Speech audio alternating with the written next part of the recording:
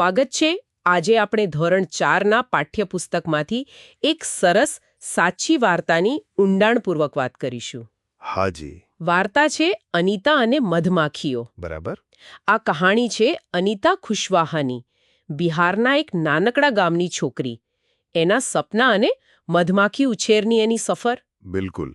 અને આ માત્ર એમ કહીએ કે ભણવા માટેના સંઘર્ષની વાત નથી, પણ એ પણ છે કે કેવી રીતે આસપાસ જે હોય એનો ઉપયોગ કરીને થોડી હિંમતથી આગળ વધી શકાય, આર્થિક રીતે પગભર થઈ શકાય. સાચી વાત. તો ચાલો જોઈએ અનિતાની આખી વાત નજીકથી. હા. શરૂઆત કરીએ બિહારથી, મુઝફ્ફરપુર જિલ્લો, બોચાહા ગામ. અનિતા એના માતા પિતા અને 2 નાના ભાઈઓ સાથે રહે. એને ભણવું હતું, શાળાએ જવું હતું. પણ પેલું એ સમયે છોકરીઓ ભણે એ વાત ઘણા ઘરોમાં સ્વીકાર્ય નહોતી. હા, એટલે એને બદલે શું કામ? તો કે બકરીઓ ચરાવવાનું. બરાબર. પણ એની જે જિજ્ઞાસા હતી ને એ દબાઈ નહીં. ના. એક દિવસ તો એણે હિંમત કરી, ચૂપચાપ ગઈ શાળામાં, બાળકોની પાછળ જઈને બેસી ગઈ. અરે વાહ! ઘરે તો થોડો વિરોધ થયો હશે શરૂઆતમાં, પણ ગામના શિક્ષકે સમજાવ્યો. અને પેલો કાયદો પણ કે ભણતરે દરેક બાળકનો અધિકાર છે. રાઇટ ટુ એજ્યુકેશન, ધોરણ 8 સુધી મફત શિક્ષણ. હા. એટલે પછી માતા પિતા માની ગયા. ચાલો, એ એની પહેલી જીત કહેવાય. જો કે એમ કહેવાય છે કે એ ભણવામાં કદાચ બહુ હોશિયાર નહોતી, પણ સવાલો પૂછવામાં પાછી ન પડે. હા, એ મહત્વનું છે. પછી 5મા ધોરણ પછી ભણવાનો ખર્ચ વધ્યો, એટલે પાછી મુશ્કેલી. પણ એણે હાર ન માની, રસ્તો કાઢ્યો. શું કર્યું? એણે નાના બાળકોને ભણાવવાનો શરૂ કર્યું, ટ્યુશન. ઓહ! અને એમાંથી જે પૈસા મળે એનાથી પોતાનો ભણવાનો ખર્ચ કાઢ્યો. જુઓ તો ખરા, નાની ઉંમરમાં આટલી સમજણ અને જવાબદારી. હા, એ જ તો. કોઠાસૂજ કહેવાય આને. અને મહેનત. ખરેખર. હવે વાર્તામાં એક નવો વળાંક આવે છે. મધમાખી ઉછેરનો. એમના વિસ્તારમાં છે ને લીચીના ઝાડ બહુ. હા, લીચી, મીઠું ફળ. અને એના ફૂલો મધમાખીઓને બહુ આકર્ષે.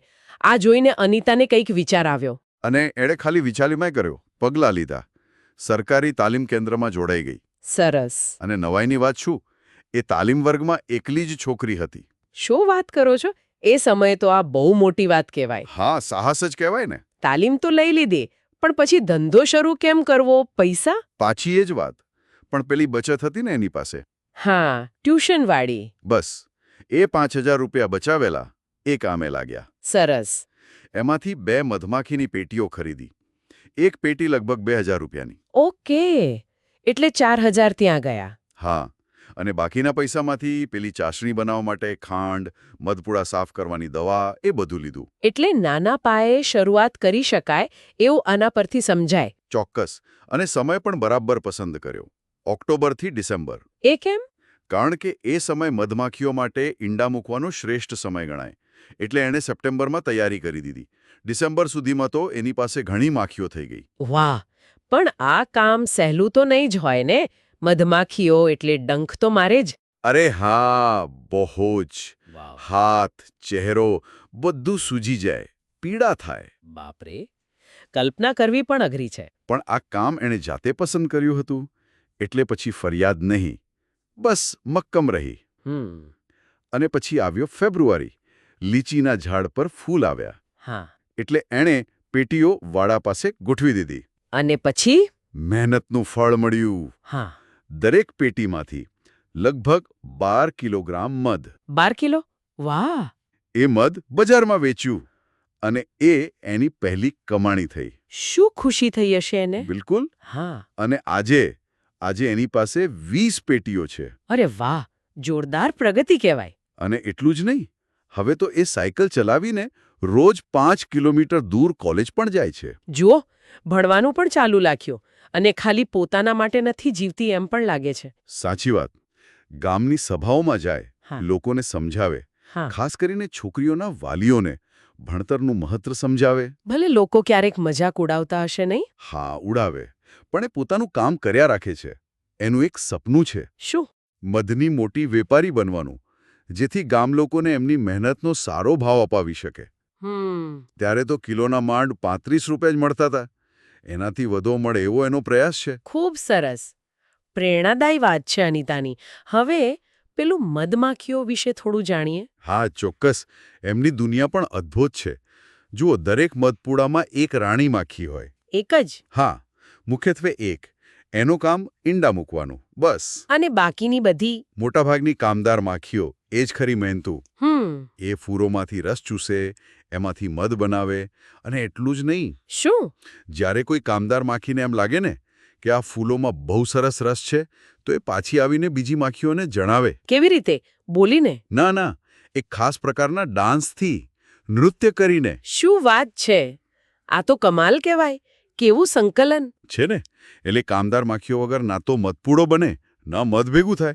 બધું સાથે મળીને કરે. ખરેખર એક ટીમવર્ક. અને આવી ટીમવર્કવાળી દુનિયા ખાલી મધમાખીઓની નથી, બીજા પણ જીવજંતુઓ છે. કોણ? જેમ કે કીડીઓ, ઉધઈ, ભમરી, આ બધા પણ જૂથમાં રહે. હા, કીડીઓ તો આપણે જોઈએ જ છીએ.